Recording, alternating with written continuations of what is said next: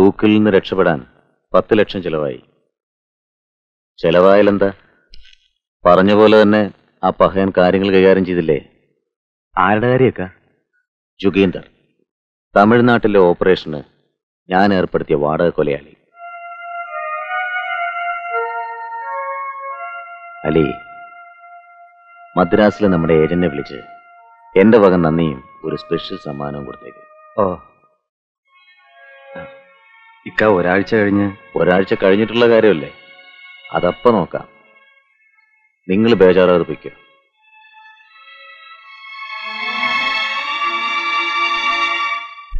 ഒരാഴ്ച കഴിഞ്ഞ തൂക്കല്ലേ? തനിക്കെന്താ ഇത്ര സംശയം? സംശയമൊന്നുമില്ല. ഒരാരാച്ചാര് ചോദിക്കാൻ പാടില്ലാത്തതാണ്, എന്നാലും ചോദിക്കാണ്. മുഖവുരയൊന്നും വേണ്ട, കാര്യം പറ. ഹൈദരോട് ഏമാന് ഇത്രയും വിരോധം വരാൻ എന്താ കാരണം? ഇവിടെയുള്ള മറ്റു പല ഏമാന്മാരും മരക്കാരോട് പെരുമാറുന്നത് ഇങ്ങനെയല്ലല്ലോ. കാശി പറഞ്ഞത് തെറ്റിപ്പോയെങ്കിൽ ഓർക്കണം. ഞാൻ ഈ പോലീസ് യൂണിഫോം ഇടാൻ കാരണം ഹൈദർ മരക്കാര്. അയ്യോ, പോലീസിന്റെ യൂണിഫോം ഇടുന്നതിന് മുമ്പ് മറ്റൊരു യൂണിഫോം ഇട്ടുകൊണ്ടാണ് നടന്നിരുന്നത്. സെമിനാരിയിൽ പഠിക്കുന്ന ഷമ്മാശന്റെ വെളുത്ത കുപ്പായം. ആ എന്നെ ഒരു പോലീസുകാരനാക്കിയത് ഹൈദറ. ചെറുപ്പം മുതലേ പോലീസിൽ ചേരണമെന്നായിരുന്നു എന്റെ മോഹം. SI സെലക്ഷൻ വരെ കിട്ടിയതാ.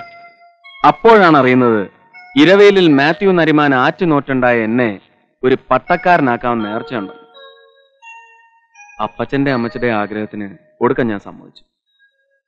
ബൈബിൾ പഠിക്കുന്നതിനിടയിലും ഓട്ടവും ചാട്ടവും സിനിമയൊക്കെ എനിക്കിഷ്ടമായി.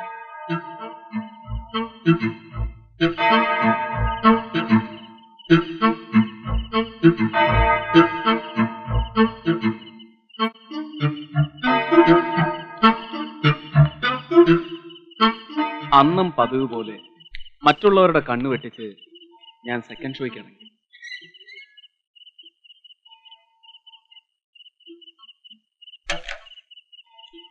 ധൃതിയിൽ പോകുകയായിരുന്ന ഞാൻ റോഡിൽ വല്ലാത്ത ഒരു കാഴ്ച കണ്ടു.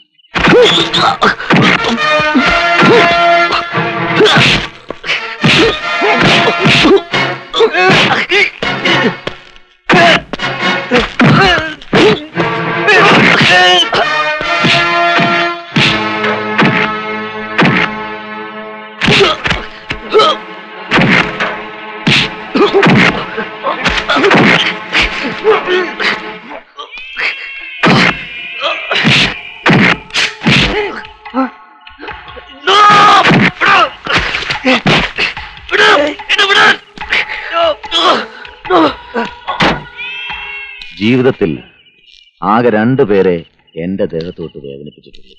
അതിലൊരാൾ എന്റെ ബിസിനസ് പാർട്ണർ യൂസുഫ് ഖാൻ. അയാൾ ഇന്ന് ജീവിച്ചിരിപ്പില്ല. എന്റെ ആദ്യത്തെ കൊലപാതകം അതായിരുന്നു.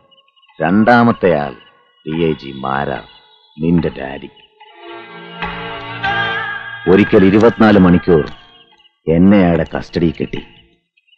കാലിലെ പെരുവിരൽ മുതൽ ശിരസ് വരെ ഇഞ്ചിഞ്ചായി നിന്റെ ഡാഡി എന്നെ തല്ലിച്ചതച്ചു. കാലപ്പഴക്കം ചെല്ലും തോറും പ്രതികാരത്തിന് മൂർച്ച കുറയുകയാണ് പതിവ്. പക്ഷെ എന്റെ കാര്യത്തിൽ നേരെ മറിച്ച 2 പ്രാവശ്യം അയാളുടെ തലയ്ക്ക് ഞാൻ ഉന്നം വെച്ചു. ആയുസിന്റെ ബലം കൊണ്ട് മാത്രമാണ് നിന്റെ ഡാഡി ഇത്രയും നാൾ രക്ഷപ്പെട്ടത്.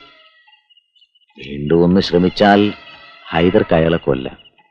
വയസ്സുകാലത്ത് ആകെയുള്ള മകന്റെ മരണത്തോളം വരില്ലല്ലോ മറ്റൊരു വേദനയും പ്രതികാരവും.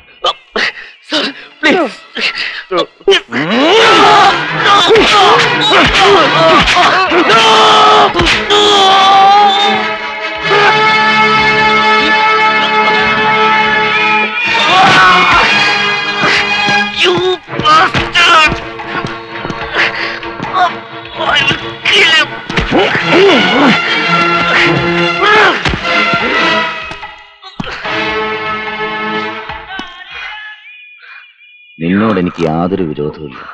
പക്ഷേ ഇനി നീ ജീവിച്ചിരുന്നാൽ അതെനിക്ക് ആപത്താണ്. കാരണം ഐ വിറ്റ്നസ് ആണ് നീ.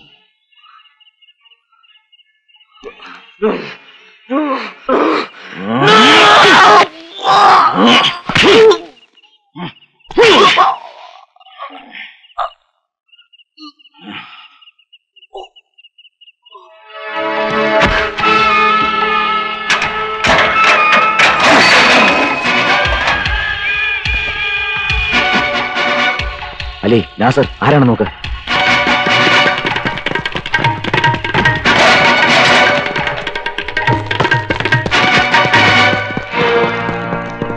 ഈ ബോർഡ് രണ്ടെടുത്ത് മാറ്റിയിട്.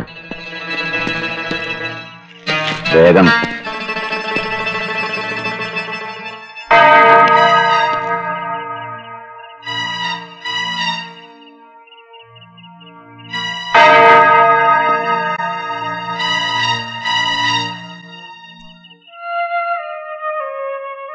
മൂന്നാല് ദിവസം ആരോടും ഒന്നും ഞാൻ പറഞ്ഞില്ല. പത്രത്തിൽ ദിവസവും ഇരട്ട കൊലപാതകത്തെക്കുറിച്ചുള്ള വാർത്തകൾ.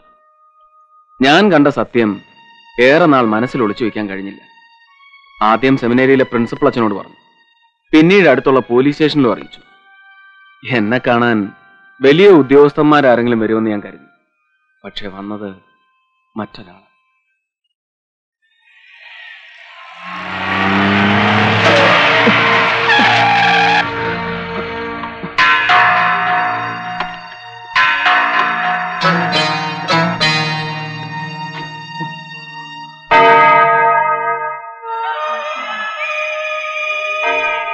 ഇതിനെന്ത് വില വരും? 5 രൂപ. അതൊന്ന് വാങ്ങിയപ്പോഴല്ലേ.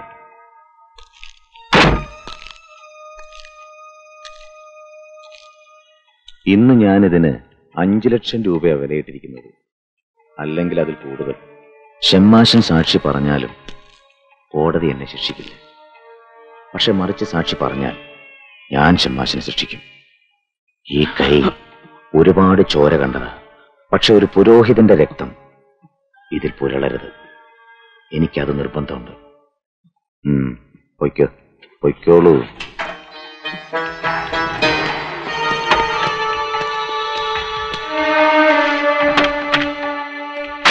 ഹൈദറുടെ ഭീഷണി കേട്ടപ്പോ ഭയത്തേക്കാളേറെ വാശിയാണ് എനിക്ക് തോന്നിയത്. എന്ത് വന്നാലും സാക്ഷി പറയണമെന്ന് ഞാൻ ഉറപ്പിച്ചു. പോലീസിനെ അത്ര വിശ്വാസമില്ലാത്തതുകൊണ്ടാണ് നരസിംഹ മന്നാടിയാരെ ഞാൻ വിവരം അറിയിച്ചത്. പോലീസിന് സത്യമല്ല, ഹൈദറാണ് വലുത്. അതുകൊണ്ടാണല്ലോ എന്നെ വിലയ്ക്ക് വാങ്ങാൻ ഹൈദർ തന്നെ വന്നത്. ഹോം മിനിസ്റ്റർക്കും ഐ ജിക്കും എന്നോട് എന്തൊക്കെയോ സംസാരിക്കാനുണ്ടെന്ന്. പക്ഷെ എനിക്ക് പറയാനുള്ളത് മുഴുവൻ മന്നാടിയാരോടാണ്. അതുകൊണ്ടാണൊന്ന് കാണണമെന്നും പറഞ്ഞ് മന്നാടിയാർക്ക് ഞാൻ ഫോൺ ചെയ്തു.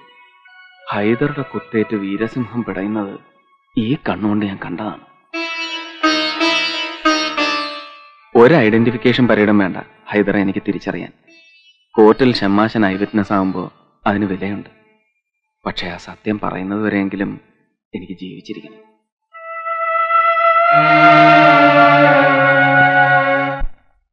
ഹൈദർക്കെതിരെ അറസ്റ്റ് വാറണ്ടായി. പക്ഷെ അതുകൊണ്ട് പ്രയോജനം ഉണ്ടായില്ല. ഹൈദർ മുങ്ങി. ഇന്ത്യ ഒട്ടുക്ക് ഹൈദർക്ക് വേണ്ടി പോലീസ് വല വീശി. അയാളെക്കുറിച്ച് വിവരം കൊടുക്കുന്നവർക്ക് 2 ലക്ഷം രൂപ വരെ പാരിതോഷികവും പ്രഖ്യാപിച്ചു. എന്നിട്ടും അയാൾ കുടുങ്ങിയില്ല. അവസാനം മന്നാടിയാർ തന്നെ വേണ്ടി വന്നു ഹൈദറെ തേടി പിടിക്കാൻ. ഹൈദറുടെ താവളമൊക്കെ നിനക്ക് പരിചയമില്ലേ? അറിയാം, പക്ഷേ അവിടെ ഒന്നും ഹൈദർ ഉണ്ടായിരിക്കാൻ വഴിയില്ല. ഇനി അവൻ വിദേശത്തേക്കോ മറ്റോ കടന്നിട്ടുണ്ടാവോ? ഏയ്, പോലീസിനെ ഭയന്ന് ഇന്ത്യ വിടുന്നവനല്ല ഹൈദർ. ആ, ഒരു സ്ഥലമുണ്ട്. MLA കുട്ടിനായർ ഹൈദറിന് അടുത്ത സുഹൃത്താണ്.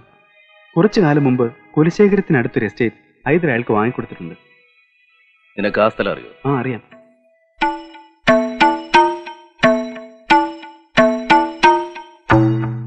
ആ നാസറെ, എല്ലായിടത്തും ഒരു കണ്ണു വേണം. ഇക്കാ തനിച്ചേ ഉള്ളൂ, അറിയാലോ. ഞങ്ങൾ നാളെ രാവിലെ വരും. ശരി.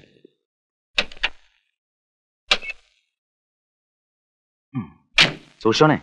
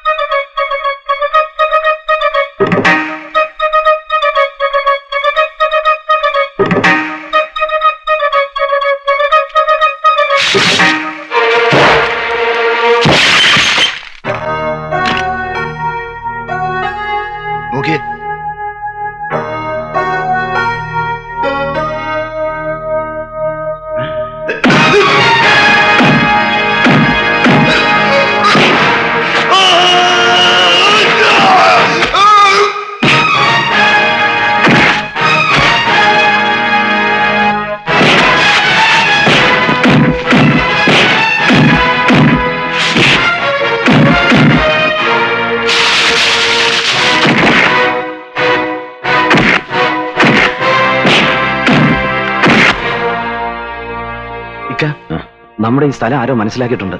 പോലീസ് എത്തുന്നതിന് മുമ്പ് ഇവിടെ നിന്ന് രക്ഷപ്പെടണം. ഇവിടുത്തെ കാര്യങ്ങൾ ഞങ്ങൾ നോക്കിക്കോളാം.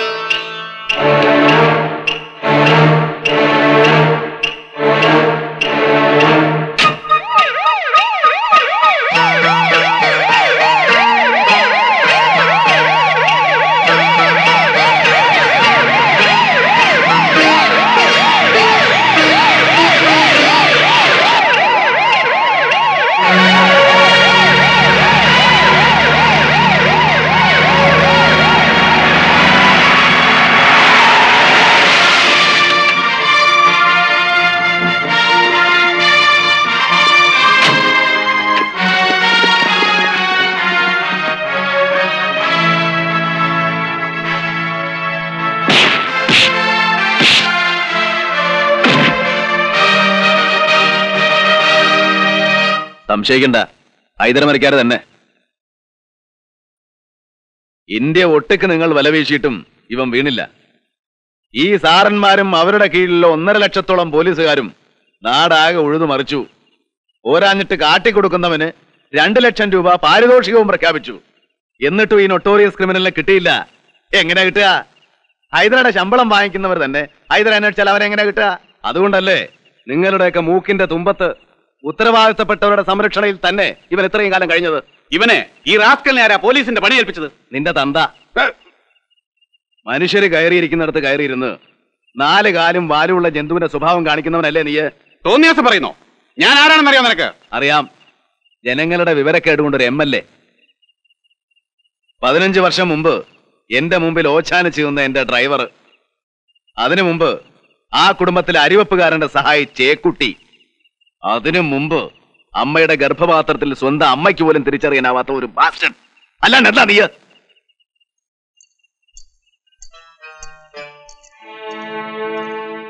കൊണ്ടുപോയിക്കോളൂ. പ്രഖ്യാപിച്ച തുക ഏതെങ്കിലും നല്ല കാര്യത്തിന് വേണ്ടി ചെലവാക്കുക. പിടികിട്ടാ പുള്ളിയെ പോലീസ് സംഘം എസ്റ്റേറ്റ് ബംഗ്ലാവിൽ വെച്ച് അറസ്റ്റ് ചെയ്തു എന്ന് പത്രങ്ങൾക്കൊരു വാർത്തയും കൊടുത്തേക്കുക. അന്നാടിയാർക്ക് ക്രെഡിറ്റ് വേണ്ട. നരസിംഹം,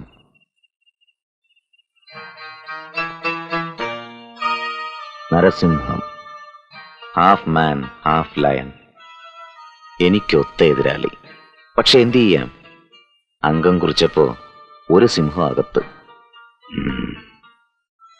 എന്നും ഞാൻ അകത്തായിരിക്കുമെന്ന് നീ കരുതണ്ട. ആയുസിനു വേണ്ടി ഉറച്ചു പ്രാർത്ഥിച്ചു.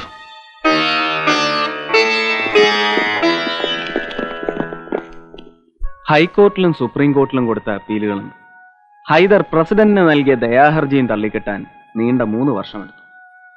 ഇതിനിടയ്ക്ക് എന്റെ പേര് SI സെലക്ഷൻ ലിസ്റ്റിൽ ഉണ്ടായിരുന്നു എന്നറിയാമായിരുന്ന മാരാർ സാറ് എന്റെ സ്വയരക്ഷ കൂടി കണക്കിലെടുത്ത് പോലീസ് ഡിപ്പാർട്ട്മെന്റിൽ ചേരാൻ എന്നെ ഉപദേശിച്ചു. മനുഷ്യ സേവനം കഴിഞ്ഞിട്ടാകാം ഈശ്വര സേവനമെന്ന് ഞാനും വിചാരിച്ചു. നേരും നിറിവുള്ളവർക്ക് ഈ തൊഴിൽ ചേരില്ല എന്ന് ഏമാൻ ഇപ്പൊ തോന്നുന്നുണ്ടാ?